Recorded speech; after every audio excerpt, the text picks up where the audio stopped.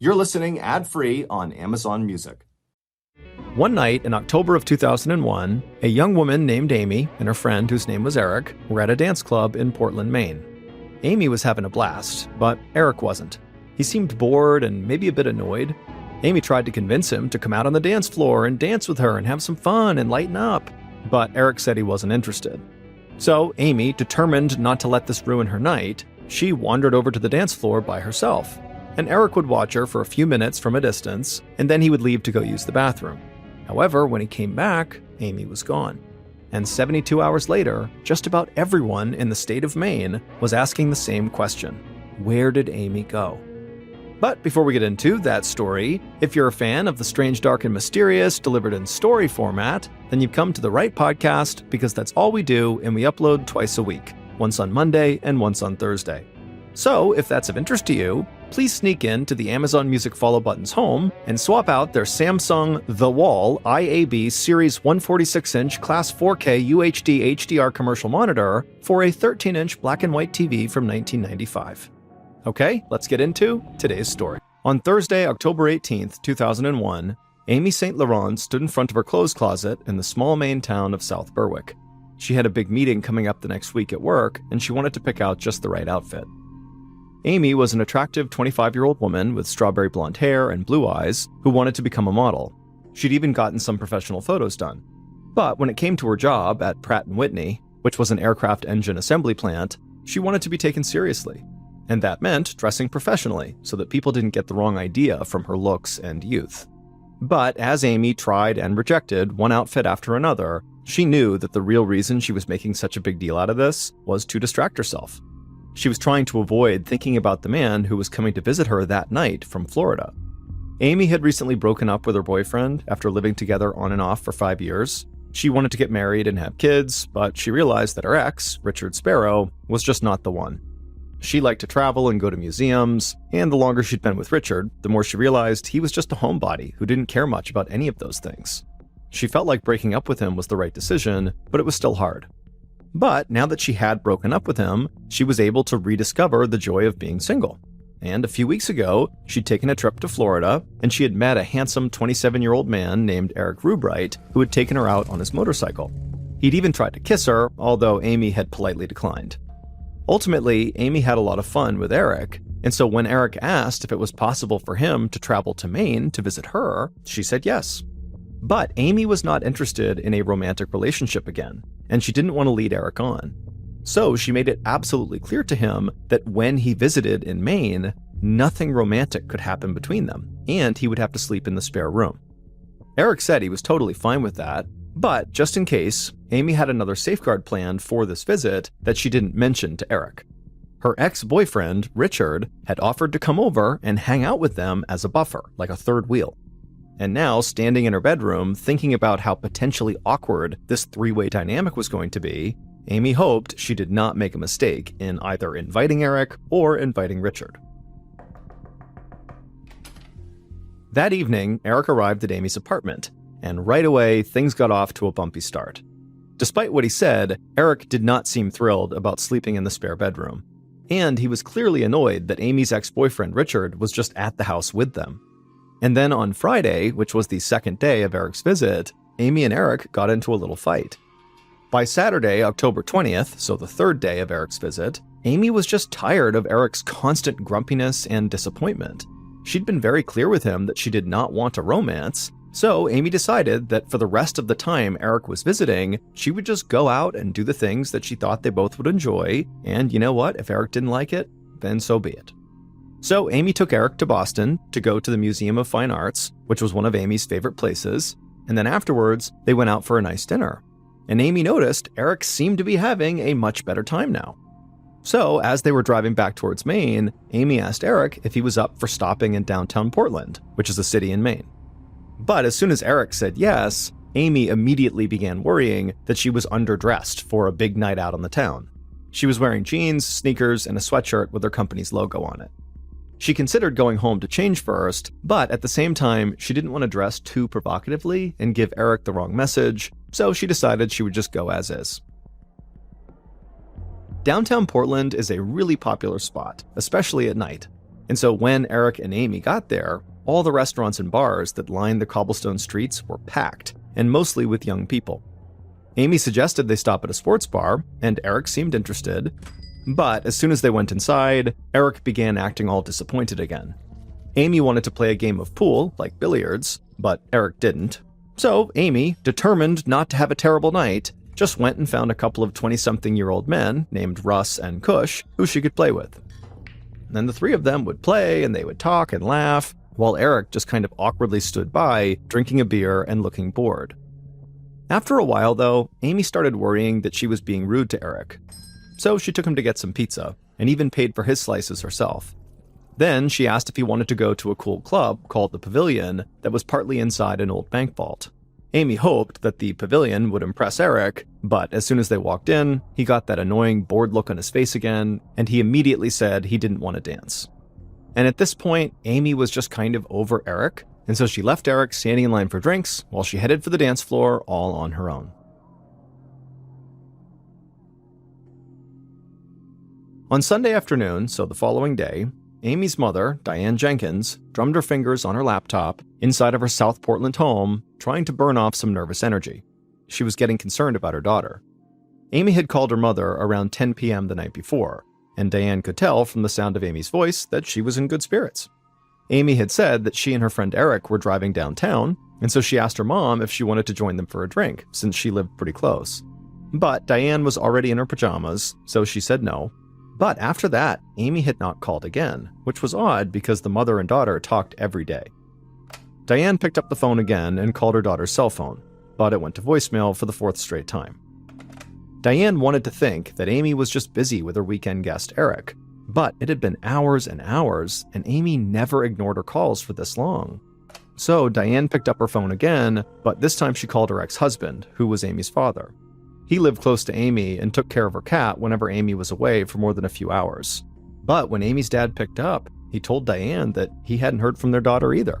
And so Diane really started to worry that something could be wrong. The next morning, when still Amy had not called her mom, Diane called Amy's work.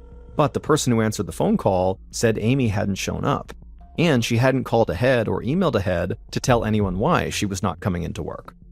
At this point, Diane felt a full-blown panic attack coming on as it dawned on her that her daughter truly had disappeared. And so Diane hung up on that call and then immediately called the police to report her daughter missing.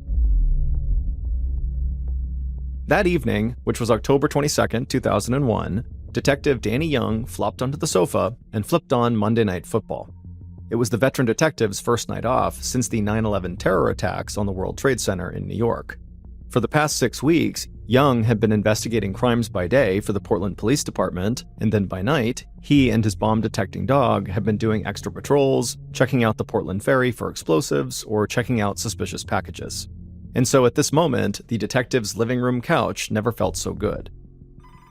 So when his phone rang a few minutes later, Detective Young wasn't sure if he even wanted to answer it. But he slowly did get off the couch and he picked up. And on the other line was a deputy sheriff from the county who said he needed Detective Young's help. He told Detective Young that the daughter of one of his friends was missing after she had spent the evening with a guy from out of town.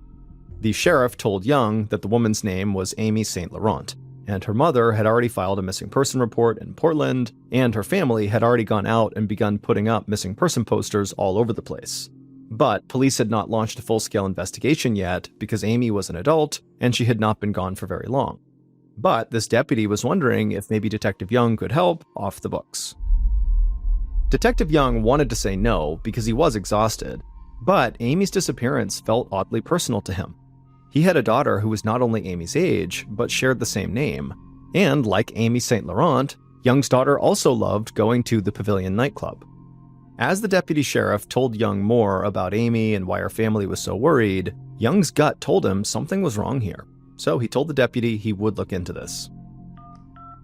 After the call with the deputy sheriff ended, Detective Young called a supervisor to tell him he was going to investigate this Amy St. Laurent case.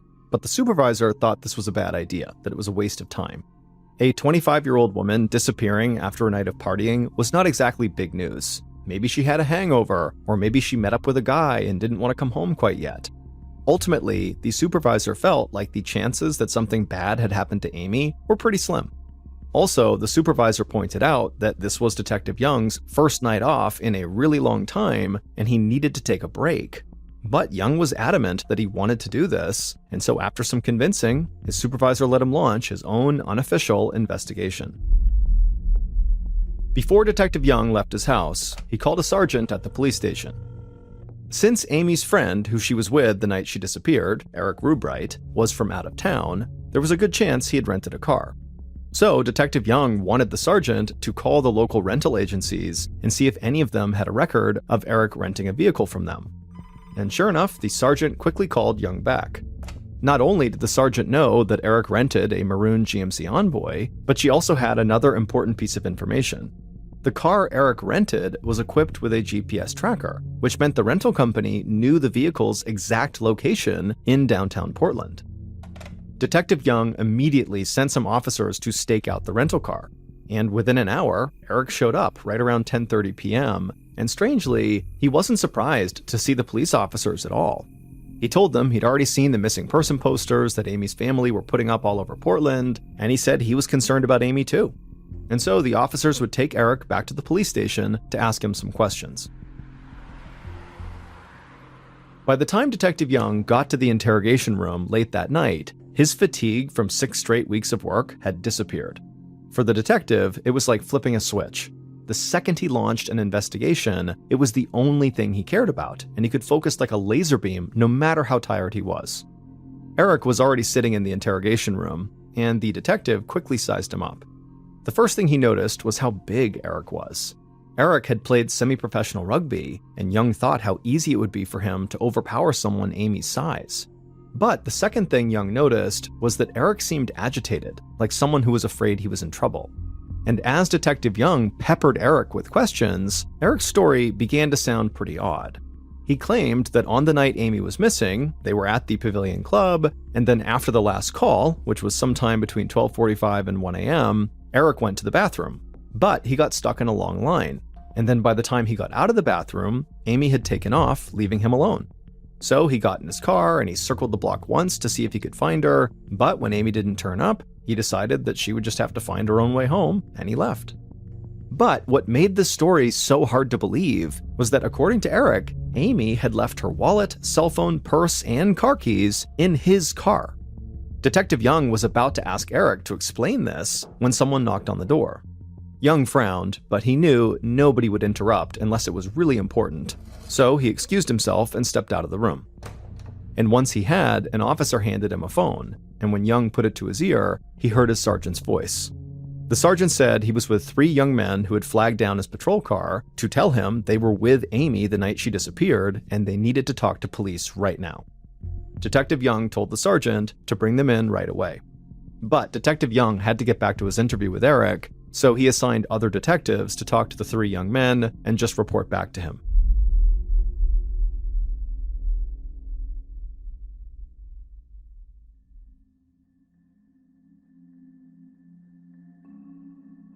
The 3 young men eventually arrived at the police station, and they introduced themselves to the detectives. They were Russ Gorman, Kush Sharma, and their other roommate. And obviously Russ and Kush were the 2 young men that Amy had played pool with on the night she went missing. And they would tell the detectives that recently a bartender had showed them the missing person poster of Amy, and they instantly recognized her as the woman they had played pool with, and so as soon as they saw it, they left the bar and flagged down the first patrol car they saw. Russ was a charming guy who had very stylized hair. He had frosted tips, which meant the ends of his hair, kind of all throughout his hair, were bleached blonde, and he gelled his hair up. And although he'd only been in Portland for 18 months, he was already a regular in the bar scene there. And he would tell the detective that he and his buddy Kush had been playing pool when Amy had come over and asked to join their game. And Russ would say that actually he and Amy hit it off right away, and he actually asked for her phone number. But Russ made it clear he did not expect this to go anywhere, because he watched as Amy literally went back to her date, and so Russ and Kush just left and went to another bar.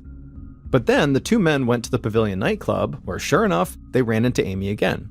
This was around the time that Amy had gone to the dance floor on her own. She saw Russ and Kush, and the 3 of them basically started dancing together. And so Russ would tell the detectives that the 3 of them just danced all night, And then after last call, Russ said he wanted to keep partying, so he invited Amy to come back to their apartment. He told her they were going to have an after-hours birthday party for their third roommate, and he wanted Amy to join them.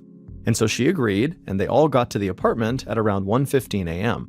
But the birthday party never really materialized, and Russ could tell Amy was really bored, and so eventually he just asked Amy if she wanted a ride back home. And Amy actually said that she wanted a ride back to the pavilion because then she could go find her date, Eric, and he could give her a ride home, and if for some reason she couldn't find him, her mom's house was right nearby, and she could just walk there. So at about 2 a.m., Russ dropped off Amy right outside the pavilion on the curb, and then after watching her head towards the pavilion, Russ just drove home and stayed there for the rest of the night. And when detectives spoke to the other two roommates, they would tell basically the exact same version of the story. The detectives were excited. It sounded like Russ may have been the last person to see Amy alive, and so they rushed to tell Detective Young what they had learned. Detective Young was still talking to Eric when the detectives knocked again on their door. And when Young stepped out and they told him what Russ and the roommate said, a new theory popped up in Detective Young's head.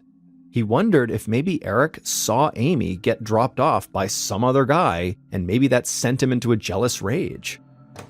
But when Detective Young walked back into the interview room and sat down, he said nothing to Eric about what he had just learned. Instead, he asked Eric to go over all of his actions after Amy had left the club without him. Young wanted to see if he could maybe catch Eric in a lie. Eric claimed that after he realized Amy was gone, he just drove himself back to Amy's house and then let himself inside using Amy's key. But when he didn't find Amy inside, he said he felt weird about staying in her house all alone, so he slept outside in his car.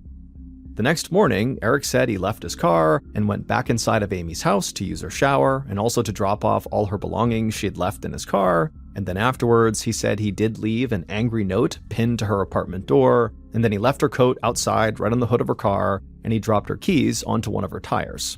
And that was the end of his weekend. When Eric stopped talking, Detective Young couldn't help but feel like this guy's story just seemed totally off. And soon he would have yet another interruption that would confirm his suspicion. Suddenly, another detective called Young out of the interview room to tell him that Amy's neighbor had called her local police department on Sunday with her own concerns about Amy's safety. She'd seen Amy's expensive coat on the ground beside her car on Sunday morning, so she had knocked on Amy's door to see if she was okay. But it wasn't just the coat that made the neighbors nervous. On Friday night, the neighbor had seen Eric angrily peeling out of Amy's driveway, and when the neighbor actually asked Amy what was going on, Amy said Eric was furious with her because Amy didn't want to have sex with him. So when this neighbor saw the coat on Sunday morning, and then she knocked on Amy's door and Amy didn't answer, this neighbor went and got Amy's keys from the landlord, and when she went inside and realized it was empty, she called the police. Detective Young had never in his life had so many witnesses volunteer to help out on a case, and every single witness story really seemed to point the finger at Eric. And it was easy to imagine Eric being mad after driving all the way to Maine from Florida only to be rejected, and the neighbor's story was especially damning for Eric, because it meant that Eric was already enraged that Amy wouldn't sleep with him the day before Amy had left him for two other guys at the pavilion. And Detective Young thought Eric's story about driving to Amy's house and sleeping in his car on a night when the weather was in the low 40s, so nearly freezing outside, was nonsense. But when Young went back in to question Eric about all of this, Eric did something very unexpected. He said he had proof that he drove to Amy's apartment late on the night she disappeared. Then he pulled out a receipt from a gas station, which was located on the way to Amy's apartment. And Eric told Detective Young that if this receipt wasn't enough, he also had a witness. On his drive to Amy's, he had to pass through a toll, but he didn't have any money. And the toll taker had basically taken pity on him and let him through anyway, and so as a result of that, Eric was confident she would remember him. By now, Detective Young's head was spinning. This was the most chaotic interview he had ever conducted. Usually, investigators had to hunt for tips, but tonight they were pouring in too fast for him to even keep up with. The detective felt like Eric really was his best suspect, but Russ had been the last person to see Amy alive, so he couldn't be ruled out yet.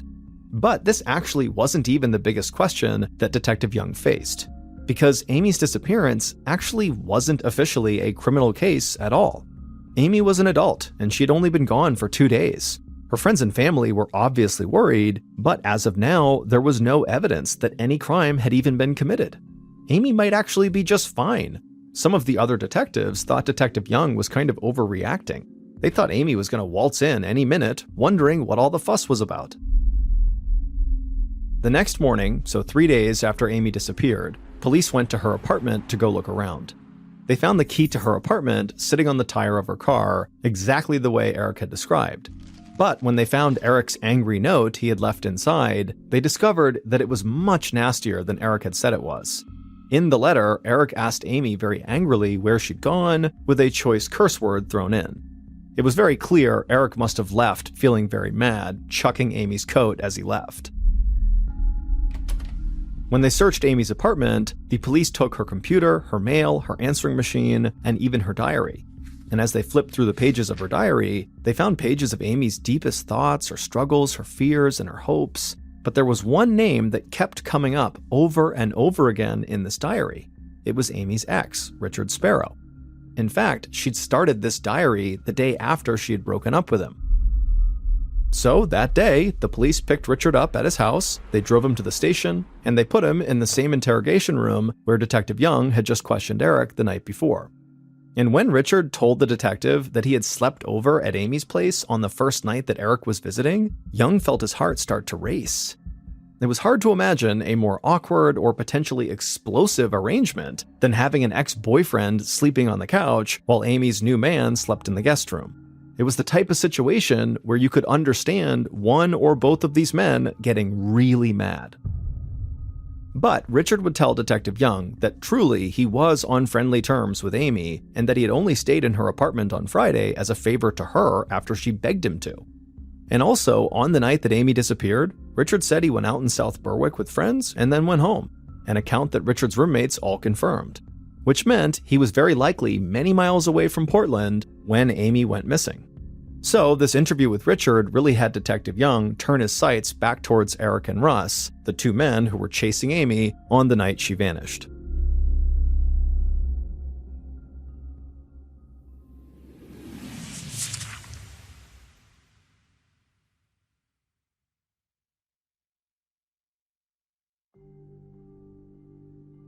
As the days went by with no word on the whereabouts of their daughter, Amy's parents became increasingly desperate. On Thursday, October 25th, almost a week after Amy disappeared, her mother Diane went to the media and offered a $35,000 reward for information that would lead to Amy's safe return. And by now, Amy's case was no longer an off-the-books investigation by Detective Young. This was now a full-scale police operation. As a reminder to himself of just what was at stake, Detective Young put a photo of Amy on his desk. By now, Detective Young was pretty sure he knew which one was responsible for Amy's disappearance, but he couldn't prove it. So for now, he was just going to treat Eric and Russ like equal suspects. When Young had checked both men's backgrounds, he'd found they both had criminal records. Russ was on probation for theft, and the night he gave Amy a ride, he was driving with a suspended license, and facing the prospect of having his license revoked entirely. Eric had some minor drug offenses on his record, but more alarming was his ex-girlfriend in Florida had a restraining order against him. Weirdly, her name was also Amy, and she even kind of looked like Amy St. Laurent. Police had begun a much more aggressive search for Amy. Sheriff's deputies retraced Eric's route from the nightclub back to Amy's apartment, checking anywhere that somebody might be able to hide a body, but they found nothing. Police in surrounding communities looked through abandoned buildings, and they searched the train tracks and highways and the edges of the harbor. National Guard helicopters searched from above, and detectives even spent their own time looking for Amy on weekends. But no one could find any trace of Amy. Meanwhile, both primary suspects left town. Eric went back to Florida where he lived and worked, while Russ went to Alabama since he had family there. Usually, Detective Young would want to keep his suspects close, but in this case, he was actually happy that both men had left. He figured the killer might relax once he was away from Portland, and maybe he might confess something to somebody close to him. 5 weeks later, there was still no sign of Amy, and everyone at this point feared she was dead. Officers who had initially been skeptical that Amy was even in trouble were now drawn into the case out of real concern for the young woman. They'd learned so much about Amy during the investigation, not just the details of the last few days before she vanished, but the details of her life, how kind she was and how spontaneously generous. One couple told police that Amy gave them money out of her savings one Christmas when they didn't have money to buy presents for their kid. Another friend told police that Amy one time had paid for a plane ticket so the friend could fly home to celebrate her parents' 50th wedding anniversary. Amy even took a leave of absence from work to stay at a friend's bedside when they were in a coma in the hospital. Some of the officers began referring to Amy as, quote, our Amy, almost like they were her father. Detective Young found himself constantly looking at that photo of Amy he kept on his desk, and whenever he looked at her, he felt like she was looking back at him, pleading with him to help her. And as time dragged on without any breakthrough, people in Portland began getting scared that a killer was literally on the loose among them.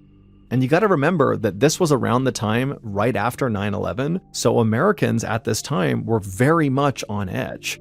And now Amy's disappearance had only made the paranoia much worse for people in Portland.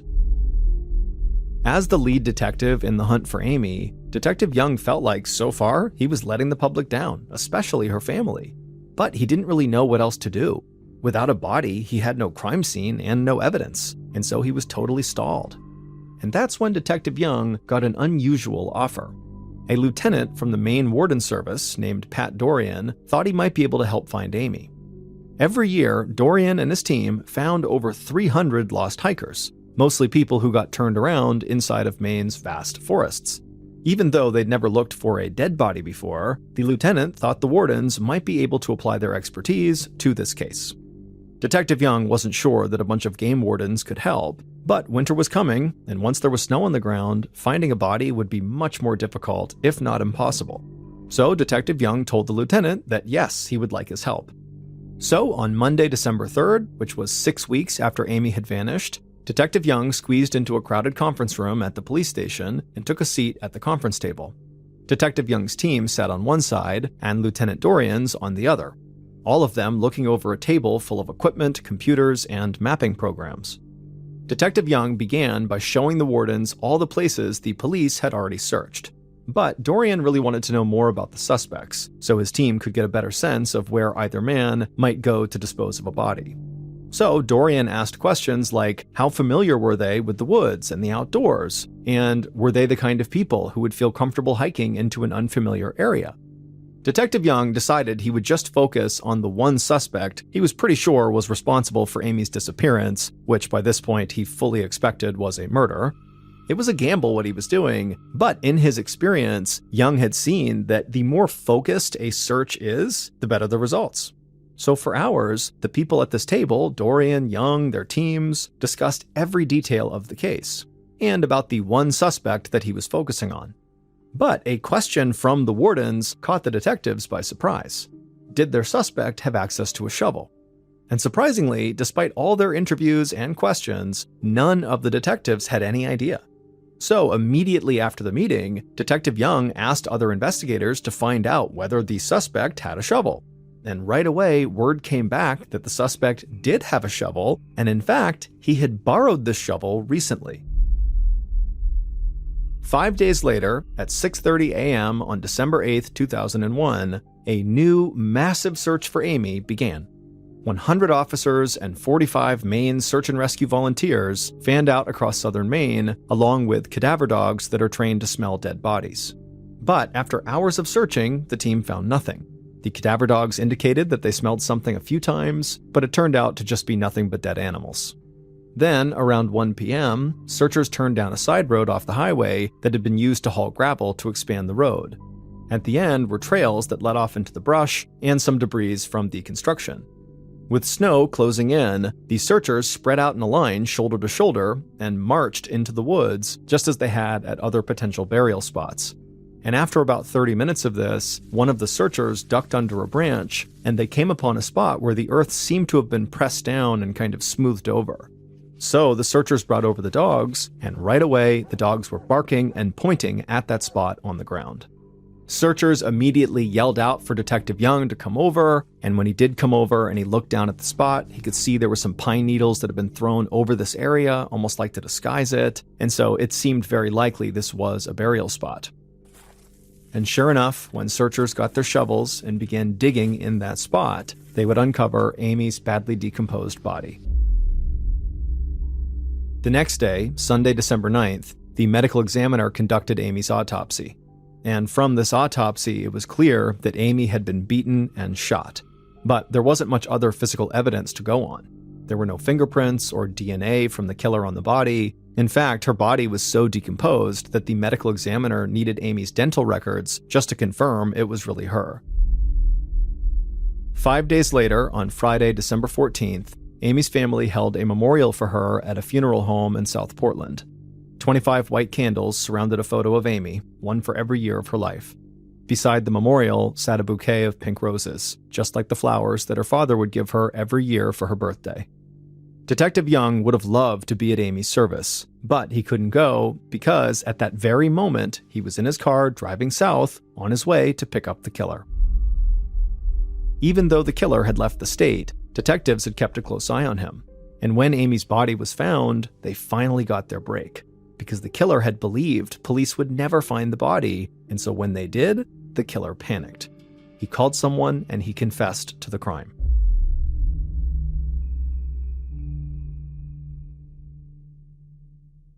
Finally, all the pieces fell together, and for the first time, Detective Young knew what really happened to Amy.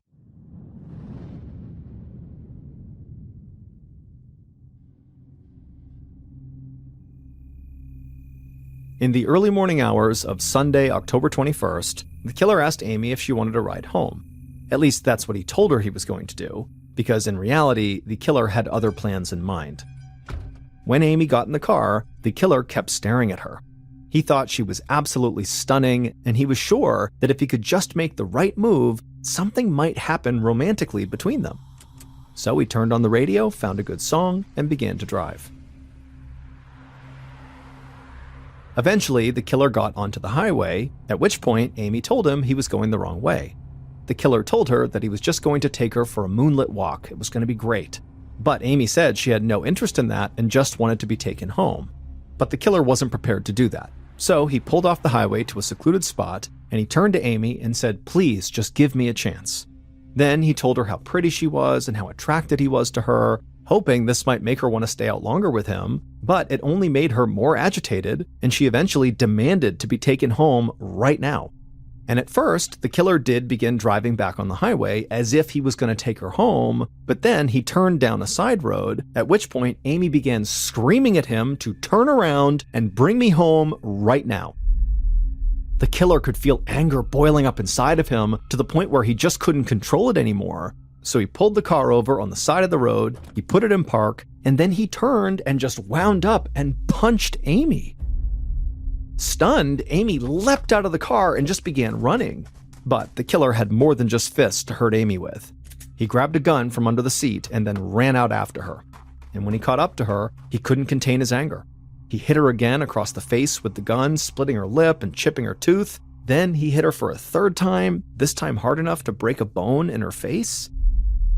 Amy tried to fight back, but her killer was much stronger, and he knocked her to the ground and pinned her down.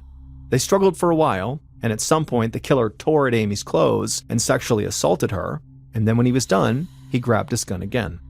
He knew if he were to let Amy go, he'd get in big trouble.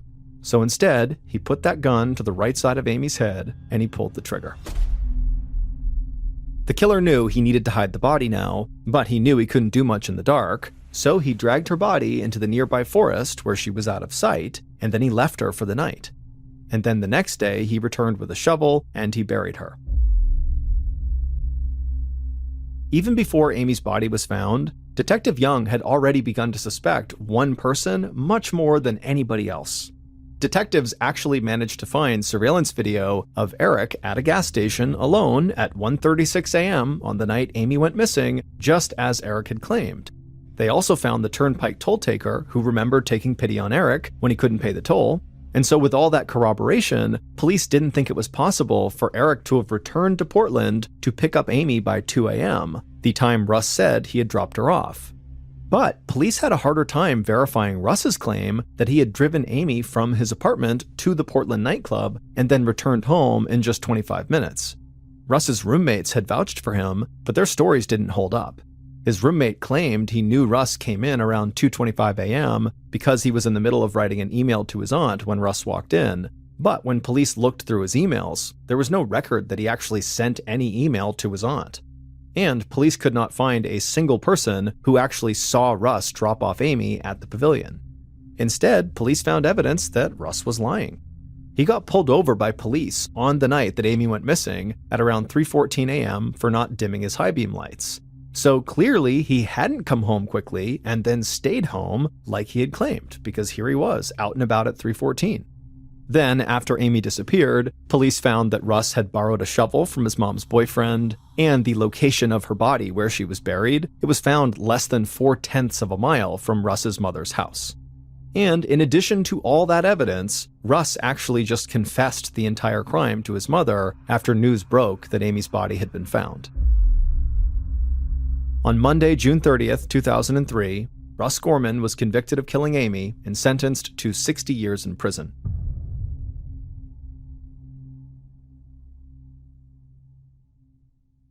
Amy's mother would go on to found the Amy St. Laurent Foundation, which was set up to help educate women and children of all ages in awareness, prevention, and techniques to protect themselves in dangerous or life-threatening situations.